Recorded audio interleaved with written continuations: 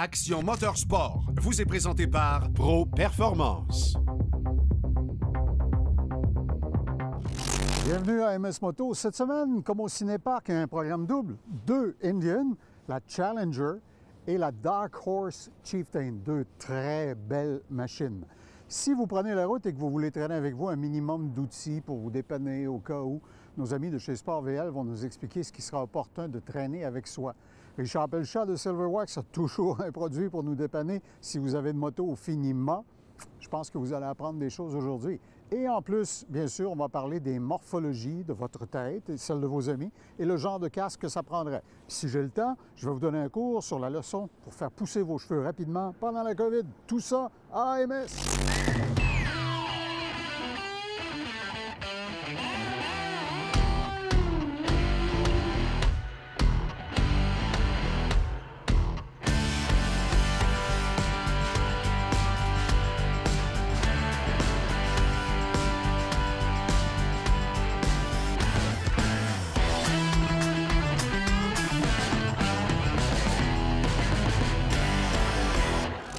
Cherchez le mot légende dans le dictionnaire, vous allez probablement voir une photo d'une Indian. La marque remonte à 1901. Je suis avec quelqu'un qui, visiblement, n'est pas né en 1901. Martin Tremblay, qui est directeur du développement pour les ventes de Indian chez Pro Performance. Martin, c'est une marque légendaire. Et comme la plupart des grands manufacturiers de motos, ça a commencé avec des bicyclettes. Effectivement. Avec George Andy, qui était coureur cycliste. OK. Puis, il gagnait... fatigué de pédaler, il a Exactement, exactement. Fait que en 1901, il a engagé un monsieur du nom de Edstrom pour créer un moteur pour mettre sur des vélos. Fait que là, il appelait ça des motocycles. Il y a eu beaucoup de mutations dans Indian. Je sais que, évidemment, il y a eu beaucoup de choses qui sont survenues dans la période avant-guerre. Ils ont fait des véhicules pour l'armée aussi pendant l'effort de guerre américain. Et ils étaient situés en plein cœur du nord-est américain. Oui, à Springfield. Springfield. Beaucoup de gens ont vu à un moment donné émerger des motos Indian, je te dirais, au début des années 80, qui n'avaient rien à voir avec les Indian qu'on connaît maintenant, qui étaient des espèces de kit bike patentés avec des moteurs SNS. Là, je ne veux pas manquer de respect à SNS. Mais maintenant, ce qu'on a chez Indian, ce que tu vends chez Pro Performance Indian, c'est véritablement de la technologie propre à Indian. Oui, c'est Polaris, en fait, qui a acheté la marque Indian en 2009. OK, OK. Donc, ils ont développé un moteur, puis suite à ça, ils ont sorti une moto en 2014, la première Indian de Polaris. Je suis heureux de voir que Martin parle de Polaris, parce qu'évidemment, les gens, les vieux bonhommes dans mon genre qui ont fait de la motoneige dans le temps, qui ont siphonné du gaz quand ça gelait d'un tuyau, se souviennent de Polaris, qui est un manufacturier très connu. Ils ont un réseau extrêmement vaste. Et certaines personnes ont découvert que si je m'achète une Indian et que je voyage partout en Amérique du Nord avec ma Indian, je vais trouver de l'assistance auprès de Polaris si jamais c'est nécessaire, même si je ne suis pas chez un concessionnaire qui a la bannière Indian à l'extérieur. Oui, c'est eux qui créent la moto au nom d'Indian parce qu'ils ont acheté le nom d'Indian. Et ils ont fait savoir qu'ils étaient capables de supporter les réparations ou les bris de toutes les motos indiennes dans des dépositaires mécaniques Polaris partout à travers le monde. OK. Puis en Amérique du Nord, laisse-moi deviner, je suis sûr, là, parce que ça fait des années qu'ils sont là, Polaris doivent avoir quantitativement un des plus gros réseaux de sport. Tout à fait. Juste au Québec, seulement au Québec, il y a 50 bannières Polaris qui peuvent donner support. Bien entendu, le support, c'est pas quelqu'un qui reste à un endroit qui va dire « Ah, ben je vais aller chez Polaris faire réparer mon Indian ». Bien entendu, il doit aller sur Indian en premier, mais s'il se promène avec ses randonnées à ce moment-là, et puis qu'il y a un bris, bien, il va être supporté par Polaris. OK. Alors, je pars en toute sécurité, quoi qu'il advienne, à cause de cet état de fait-là. OK. Et à Québec, chez Pro Performance, vous êtes maintenant le dépositaire Indian. Oui, depuis novembre dernier, on est dépositaire Indian. Alors, vous voyez, Michel Boilly l'a mis à l'essai. Il a adoré ça. Il y a de l'équipement là-dessus. La finition est absolument parfaite. Et l'aspect historique, puis je vous le dire, même dans le logo, vous ouvrez les valises et autour de la marque Indian, c'est marqué depuis 1901. Fait que vous direz ça à vos petits amis qui pensent que l'humanité a commencé à fonctionner en 1903, juste pour voir la réaction qu'ils vont avoir. Martin Tremblay, merci beaucoup. Bien, au plaisir. Indian. Une des choses que j'apprécie quand je travaille avec Steve Gauvreau de l'École de moto Centre-Ville, c'est que Steve, malgré son expérience, malgré le fait qu'il est un pédagogue, une des premières choses sur lesquelles il met l'emphase, c'est le confort quand on fait de la moto. Il y a des casques ici et tu veux nous parler justement du bon ajustement et du bon choix à faire pour être confortable. Oui, puis un bon casque n'est pas nécessairement un bon casque pour une personne puis pour une autre personne. On a tous des formes de tête différentes. Morphologie différente. Donc, s'il y a un conseil que je peux vous donner, n'achetez pas un casque sur Internet. Allez l'essayer dans un vrai magasin où vous allez pouvoir trouver un casque qui va être vraiment confortable avec les assises qui vont aller exactement aux bonnes places. Puis les casques aujourd'hui sont plus légers, heureusement. Oui. Ils ont toutes sortes de mécanismes, les visières peuvent barrer. En fait, il y a plein Oui, d'avantages. bien, justement, avec les coches là, qu'on voit ici, un casque de un petit peu plus qualité mince, voyez-vous, il y a de la misère à se tenir comme il faut là, à la bonne place ici. Puis c'est sûr que vous allez entendre le vent passer. OK. Comme les casques modulaires, nouveauté à cette heure, ils ont mis les caoutchoucs à l'intérieur pour empêcher la turbulence. Parce que si vous achetez un casque modulaire de basse qualité, attendez-vous à 80 km/h d'entendre beaucoup de vent puis beaucoup de turbulence. Ça va être comme dans la Vega 71 de mon mononcle. Là. On roulait, puis... Oui, OK, on voyait pas ses feuilles. OK. Oui, ça devient pas agréable. Aussi, concernant les casques, si vous avez votre casque de motoneige, certains se demandent s'ils peuvent l'utiliser pour l'été avec leur moto. Oui, effectivement, mais renseignez-vous avant de l'acheter parce que la visière motoneige n'est pas la même que la visière pour une moto. Les visières motoneige, la plupart du temps, comme on le voit, sont doubles pour empêcher la buée. Là. Pour empêcher la buée, mais ce que ça amène des déformations, distorsions au niveau des images. Ce qui veut dire qu'un policier pourrait m'arrêter et dire ton casque est peut-être approuvé DOT et tout ça, mais ta vitre n'est pas légale pour l'utilisation sur la route. C'est ça. Mais vous avez la bonne visière qui fonctionne avec votre casque. Vous avez juste enlevé la petite bavette là, qui est ici. Là. C'est votre coupe-froid, ça, pour l'hiver. Vous enlevez ça. Puis votre casque, à ce moment-là, il va fonctionner. Ce qui veut dire, donc, si je me présente, comme tu le conseilles, chez un bon détaillant et que je demande des explications, je veux faire le tour du produit, si j'ai l'intention de m'en servir et en motoneige et en moto, il faudrait que je le spécifie parce qu'il va me pourvoir de la vitre nécessaire pour alterner. Pour alterner d'un à l'autre. OK. Puis, je présume que quand les gens vont à l'école de moto centre-ville, les conseils que tu leur donnes sur les casques doivent être une des premières choses qui les surprennent parce que tout le monde prend ça pour acquis. Tout le monde pense que ça se ressemble, alors c'est plus complexe qu'on croit. Bien, en tant que consommateur, souvent, le monde va dire hey, 149,95 900 140, c'est un casque. Un casque pour un casque, c'est correct. Non, il y a une grosse différence à la longue. J'ai déjà eu des casques de basse qualité où je ressemblais à la tête avec une balle de baseball parce que les coutures me rentraient dans le front. Ouais. Puis à un moment donné, les triples coutures à la même place, là, ça pèse. Ah, c'est pour ça dérange. que t'es comme ça. Ben oui. Ah! Non, ben l'autre chose, c'est que le casque, il frottait un petit peu trop. Fait qu'à un moment donné... Ah, OK. Attention. Hey, Steve Gouraud de l'École de moto Centre-ville. Vous trouvez toute l'information sur leur site web, écoledemotocentreville.com, ou encore sur Facebook, bien sûr. Merci pour les conseils de sécurité. Cette capsule vous a été présentée par l'École Moto Centre-ville, la seule école spécialisée de moto située au centre-ville de Québec. Vous savez qu'à MS Moto, on reçoit un volumineux courrier de nos téléspectateurs qui nous disent pourquoi vous essayez pas ci, pourquoi vous essayez pas ça. C'est pas parce que ce gars-là est particulièrement capricieux, c'est les circonstances. Cette année, comme il fallait pratiquer la distanciation sociale, Michel et moi, on a trouvé la moto parfaite pour s'éloigner l'un de l'autre. C'est la Indian, marque légendaire, Chieftain Dark Horse. Alors, c'est tout un palmarès. Michel, c'est la première fois qu'on essaie une Indian. Je dois t'avouer que j'ai toujours trouvé que c'était des belles motos. La question, c'est qu'est-ce que tu en penses? Effectivement. Claude, on fait le tour, on la regarde presque à la loupe depuis tout à l'heure. La finition est extrêmement soignée. J'utilise ce terme-là parce que même si on cherche la peinture, les petits détails, les petits raccoins, c'est impeccable d'un bout à l'autre. Puis convenons qu'il y en a des choses à peinturer là-dessus. Il y en a des trucs là-dessus à regarder. On a la Chieftain comme ça, la version Dark Horse. Je vais te dire tout de suite rapidement, la différence, c'est qu'on a toute la motricité qui est noire, les exhausts qui sont noirs, les accessoires qui sont noirs, probablement par d'un côté pour voir la qualité du fini. Oui, je pense que oui. Sur la version standard ou de base, c'est chrome. OK. La Chieftain comme ça, on a une motricité de 111 pouces cubes. Ça veut dire un peu plus de 1750 cc. C'est gros. C'est le moteur refroidi à l'air. Ça, c'est le moteur original quand Indian a développé sa propre C'est resté le classique. Beaucoup évolué avec le temps, là, mais c'est resté le classique. Ce qu'on a dans ce modèle-là, je pense que les Chieftain l'ont toutes. On a une panoplie d'électronique, Claude. C'est impressionnant. Dans l'industrie, c'est dans les premières motos qui ont des écrans tactiles. Moi, je regardais ça tantôt, il est vraiment... On a les écrans standards analogiques, mais on a une belle petite console au centre où on a la connectivité. On peut installer notre cellulaire puis le brancher. On va avoir l'interconnexion avec notre cellulaire dans l'écran. On a un menu qu'on peut naviguer avec les molettes facilement pour avoir toute l'information qu'on veut pour voyager ou des coups d'œil rapides dans nos cadrans. Parce que tu as des panneaux d'affichage à cristal liquide à l'intérieur des cadrans. Exactement. Donc, combien il nous reste de kilomètres, combien qu'on a de fait. On n'a pas besoin de chercher dans l'écran central. On peut les afficher là puis les avoir au besoin. Puis tantôt, tu m'as fait jouer ta chanteuse préférée, Madonna. Je voyais que le système de sonorisation est très belle qualité. On a des haut-parleurs 3 voix. On a vraiment, là, il manque pas grand-chose.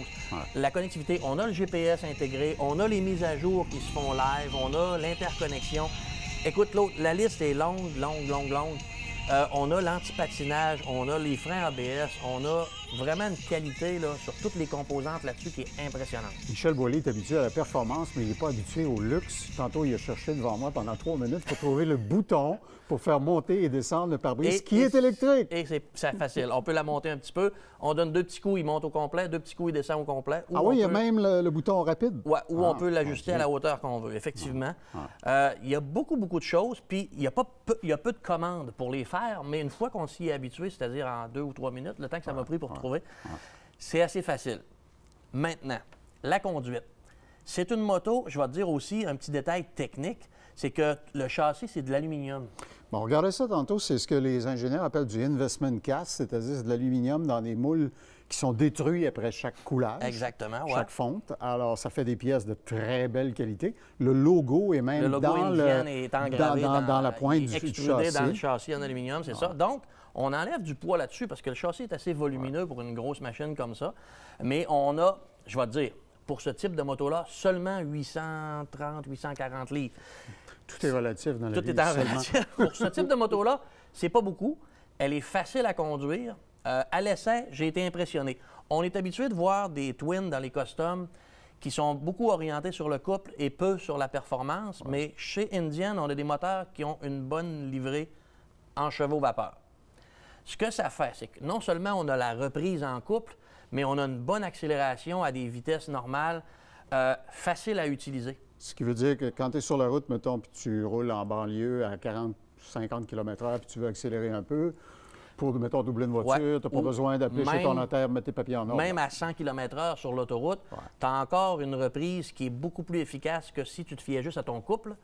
Donc, on a plus de chevaux. Au niveau de la conduite, c'est surprenant, assez facile. On a un angle de fourche qui n'est pas trop ouvert, genre... Super custom. Super custom, là. Mais ça nous donne une conduite qui est quand même assez précise, aucune vibration. C'est linéaire comme mécanique. C'est des moteurs pour un gros twin de ce livret-là, quand même, un 1750 cc et un peu plus, qui aime révolutionner, qui monte rapidement en tour. Puis ils l'utilisent sur leur plateforme, cette mécanique-là, depuis plusieurs années déjà. Ça fait qu'elle est fort probablement, mettons, particulièrement évoluée. Là. Elle est évoluée, elle est améliorée. Autre facteur, moi, quand je l'ai essayé, je pensais qu'on avait une ligne d'échappement modifiée. Pourquoi? Parce qu'on a une méchante belle sonorité, un son très basse fréquence, très grave, mais très présent. Ce qui, dans ce genre de véhicule-là, est la moitié de l'histoire d'amour. C'est souvent un gros choix. Et un gros impact, et quelque chose qu'on veut avoir, qu'on veut exploiter. Je te dirais que si on ne veut pas se casser les oreilles ou déranger nos voisins, on est légalement très correct, mais on a aussi une belle musique quand on veut rouler, puis en compression, évidemment. Fait que si je te disais, Michel Boilly, va donc me chercher un peu de Tex-Mex en take-out dans un restaurant d'Arizona, tu n'hésiterais pas à embarquer là-dessus. Puis... Et il n'y a aucune gêne à aller se stationner ou aller randonner. Petite distance, longue distance, la moto est très confortable, la selle, toute la position de conduite, on est bien. Moi, je ne suis pas un type custom, mais là-dessus, je me suis trouvé très à l'aise, très confortable. J'ai eu la chance de la rouler en piste, donc on a poussé un petit peu plus que ce qu'on ferait normalement sur la route, mais on a eu pour notre argent, puis contrairement à ce que je pensais au début, il a fallu quand même la pousser pas mal avant que les marchepieds frottent au sol, ce qui des fois est un inconvénient sur certaines machines, c'est ça. Il faut la pousser pas mal pour se rendre là, donc on a quand même une bonne versatilité puis une plage d'utilisation qui est large. Bien le fun. Alors, vous voyez qu'il est séduit, ça a pris du temps, mais on a fini par l'essayer, la Indian Chieftain Dark Horse. Cette chronique vous a été présentée par Pro Performance.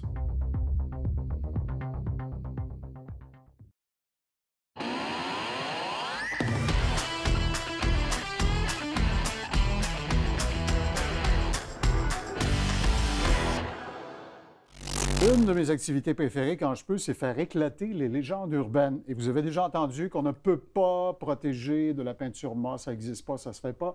Richard Pelchol, les chimistes de ton équipe chez Silverwax ont développé ce que ça prenait pour y arriver.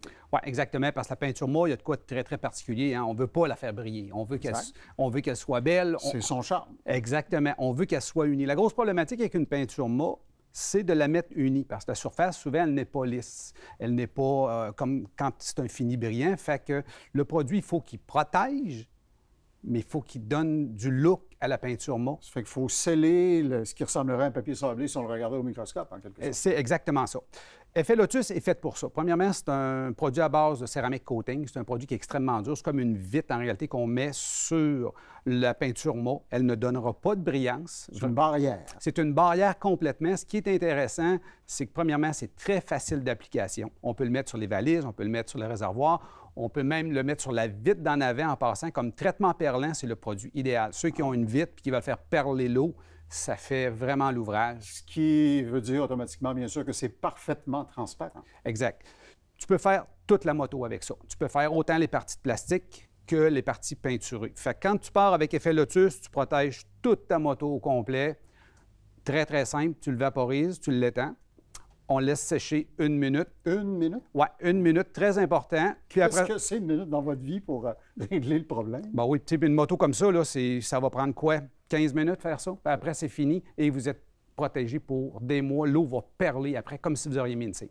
Et je le saurais que c'est le temps d'en refaire une nouvelle application si je voyais justement des accumulations d'eau, des choses comme ça. Ce serait le révélateur. Oui, bien l'eau va perler de toute façon. Et ce qui est fun avec Effet Lotus, c'est qu'on peut en remettre puis en remettre, ça ne change absolument rien. Ah, OK.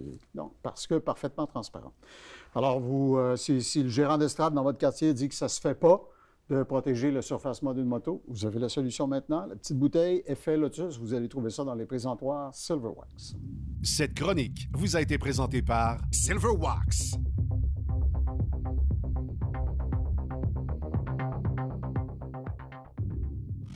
Avec les célèbres motos Indian légendaires, ça vient comme la crème glacée dans toutes sortes de saveurs. Michel, on avait essayé la Chieftain tantôt. Celle-là, c'est la Challenger. Et quand on dit Challenger, ça donne à penser qu'ils songent à quelqu'un et qu'ils veulent le jeter en bas de son trône. On va le supposer. Ouais. C'est la Challenger Limited, celle qu'on a eu la chance d'essayer. C'est surprenant, Claude, ce que Indian nous ont amené là. Principalement, là, je vais te dire la différence, on a un moteur refroidi à l'eau. Ouais, c'est pas du tout la même mécanique que l'autre. Non, c'est pas du tout la même mécanique. On a une grosse bicylindre de plus de 1750 cc. Ouais, c'est gros. Ce qui est surprenant, d'habitude, pour ces gros cylindres-là, ces gros cylindrés-là, c'est des moteurs à longue course. Donc, c'est des moteurs qui n'aiment pas révolutionner énormément. Donc, on sert du couple qui est énorme à bas RPM tout le temps. J'ai été surpris de voir comment celle-là se rapproche de ce que moi j'appelle des muscle bikes. On a tout près de 125-126 chevaux avec à peu près autant de couple. Comme ça, là, sorti de la boîte. Puis le moteur révolutionne jusqu'à 6000 tours et il aime ça. OK. Donc, on part avec ça. Puis les accélérations sont vraiment bonnes tout le long. Il n'y a pas d'essoufflement. On arrive des fois sur des gros bicylindres, on arrive souvent en haut du RPM ou proche de la ligne rouge. Puis le moteur va s'essouffler. Là, ça grimpe jusque-là, puis ça continue et ça en demande et ça va bien. Parce qu'ils sont partis avec une feuille blanche, sans aucun doute, parce que je regardais les détails techniques du moteur. D'abord, il est refroidi à l'eau. Exactement. Donc, ça nous a permis d'aller chercher plus de puissance, plus de coupe, une belle révolution. On a une température égale du moteur. Il y a quand même énormément de fonctionnalités que j'ai découvertes sur la machine. Par exemple, si on roule dans le trafic, on peut... il est activé par défaut. Le système qui va éteindre le cylindre arrière pour diminuer le chauffement du moteur. On a encore, comme on avait sur la Chieftain, un système électronique, un affichage qui est presque un écran de télé.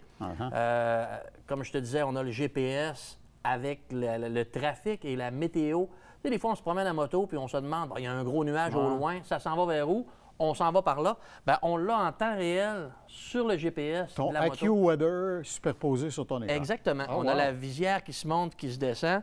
On a une finition encore très, très soignée. La peinture, elle est impeccable là-dessus. Elle est un peu plus haute sur patte. L'autre, c'était vraiment la Boulevardier, la custom. Ouais. Celle-là, on voit qu'elle est un petit peu plus destinée à... Une selle un petit peu plus touring aussi, mais pour le monsieur qui va aimer, le monsieur, il y a des madames qui peuvent la conduire parce qu'elle est facile à manipuler aussi, là. Mais pour celui qui va vouloir avoir les émotions un petit peu plus intenses, la mécanique est vraiment, vraiment le fun.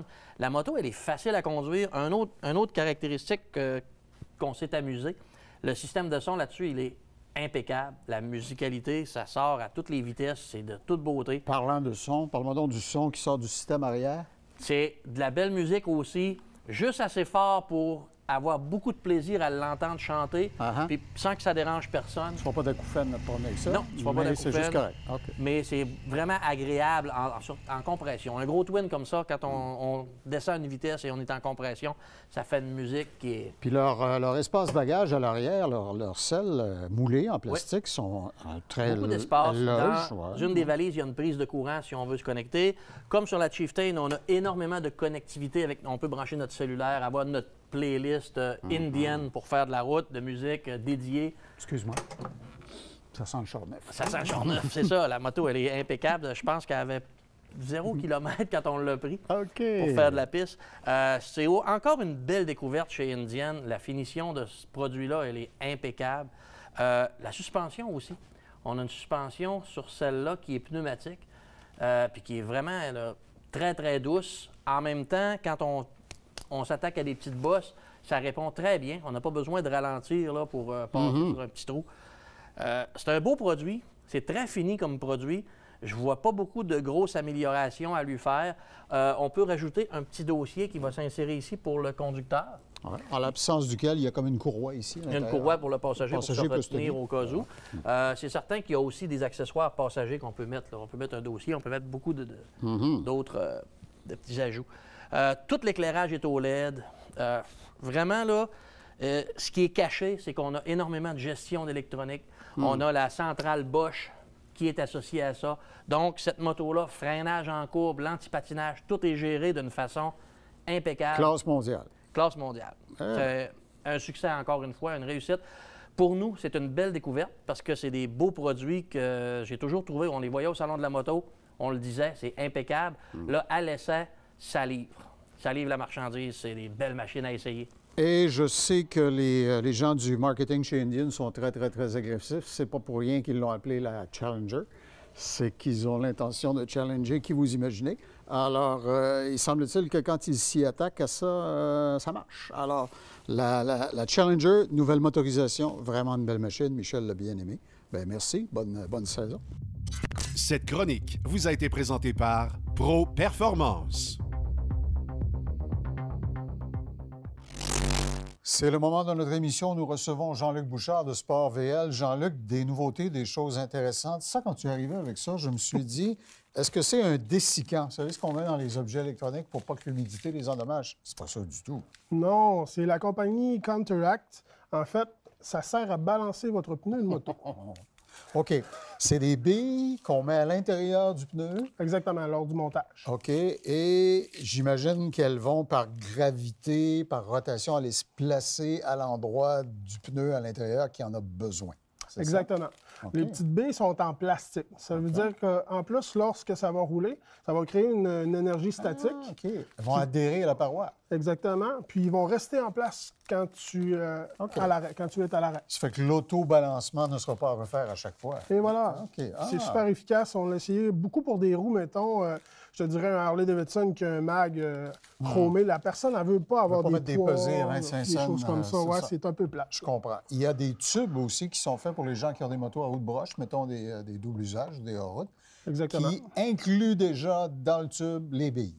Oui, parce que les motos en route, le pneu est encore plus dur à balancer qu'une moto de route, à cause que, bien souvent, il y a des systèmes de... Son dessin, la manière, c'est moins précis qu'une roue d'aluminium ou des choses comme ça. Maintenant, on a des grosses aventurières style KTM, que ça roule 200 km/h si tu veux. Ils ont beaucoup de misère, eux, à ce que le volant ne sautille pas. Fait que ça donne un grand coup de main. Excellent.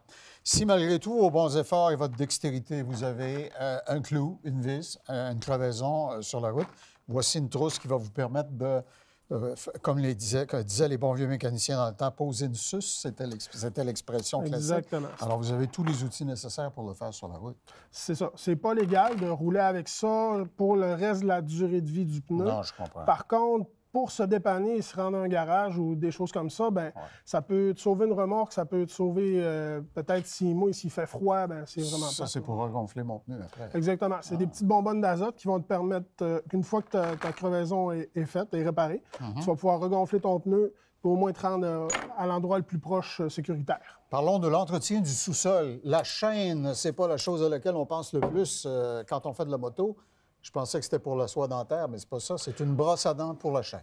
Exactement. Une brosse à dents pour la chaîne, je vous dirais que c'est un truc que si on ne sait pas à quoi ça sert, on ne le devinera pas. Ah ouais. C'est vraiment une brosse 360 que tu vas embarquer sur ta chaîne, puis qu'après ça, tu vas pouvoir mettre du nettoyant. Pulvériser, puis ça nettoie sur 360 degrés. OK.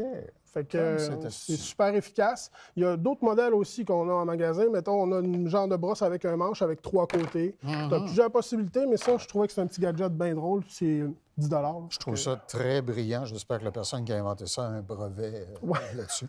Alors, voyez, vous n'avez aucune raison de passer outre au bon entretien ou à la prudence lorsque vous prenez la route. Si vous voulez bien balancer votre monture et bien vous occuper de votre chaîne. Alors, autant de bonnes idées. Vous trouverez tout ça et plus encore sur le site Internet sportvl.ca. Toute la gamme, tous les prix sont là. Jean-Luc, merci beaucoup. Bonne saison. À toi. Cette chronique vous a été présentée par SportVL. Je sais, c'est le fun d'écouter AMS, mais là, c'est le temps de rouler. Il commence à faire beau. La semaine prochaine, on couvre une vaste gamme de motorisations. La Spyder RT, pour ceux qui aiment rouler en 3 roues, et la Kawasaki Ninja dans une livrée qui va vous couper le souffle. Et plein d'autres surprises encore pour votre rendez-vous sur AMS Moto la semaine prochaine. Action Motorsport vous a été présenté par Pro Performance.